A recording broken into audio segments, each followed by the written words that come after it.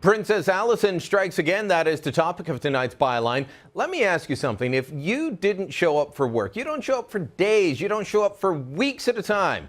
Let's say you tell your boss that you're off sick or out of the office, you're on business, but then you show up in a nice vacation hotspot. Well, what would happen to you? Would you be fired? I know I would be fired, but I'm not a politician. Some of them think that they live by different rules than the rest of us. Alison Redford is one of those people. She may have stepped down as premier a month ago, but Redford's big spending ways, they're still hitting Alberta taxpayers. Redford hasn't been seen in the Alberta legislature since she resigned as premier March 23rd. Now, no one knows where she's been.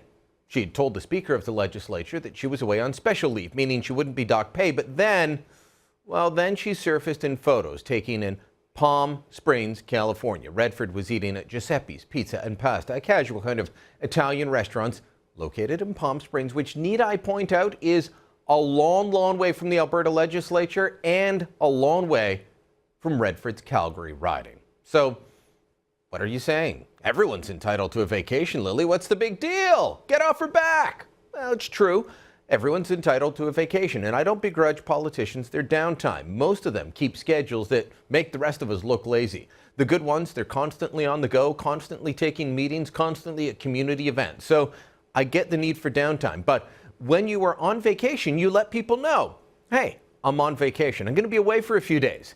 Redford didn't do that. In fact, as questions began to mount over her absence last week, her office informed the speaker that she was not present in the legislature due to government business, bereavement, or illness. This is the official reason she's given, and well, those reasons, if you give that, it stops an MLA from being docked $100 from her $134,000 a year salary. It's $100 a day for each unexcused absence in excess of 10 days. So let's review what's going on here. She stepped down as premier, but stayed on as MLA.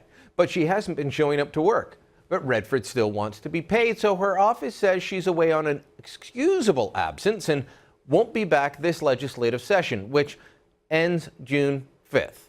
Look, I understand needing to lick your wounds after being forced out of the top job, primarily over a spending scandal, but hosing taxpayers again isn't the way to do it. Hiding out in your vacation home in Palm Springs while collecting money from taxpayers, well, that fits with Redford's pattern. This is a woman who billed tens of thousands of dollars for her trip to Nelson Mandela's funeral when other premiers went for much, much less. This is a woman that told staff to renovate a whole floor of a government building to house a luxury penthouse for her, plans that remained secret until she was forced out of office. This is a woman who hired Ontario political staff to run her Edmonton office and paid them more than the chief of staff to U.S. President Barack Obama. The list of Redford's opulence or lavish spending ways with taxpayers' money, it goes on and on. It's almost like she's related to this guy. You're trying to say that entitlements, I'm not entitled to my entitlements. No, I am entitled to my entitlements. Entitlements. That's what Redford has gotten far too used to.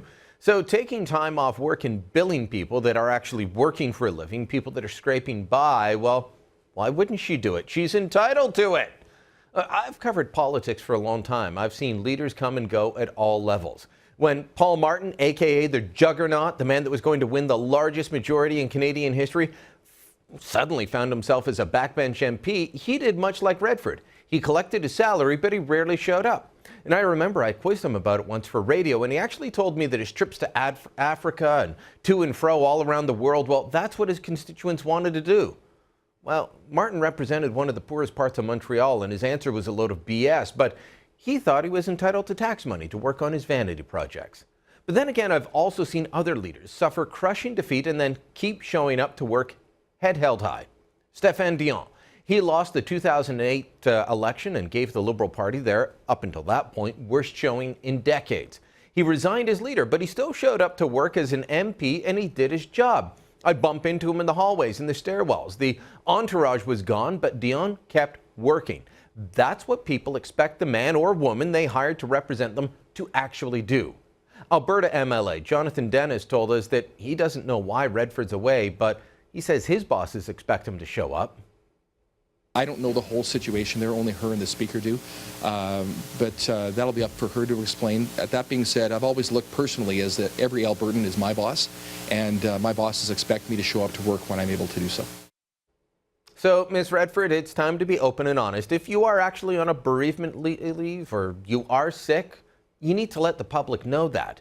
If you're just sulking, then it's time to buck up and get back to work, or maybe it's time to find another job.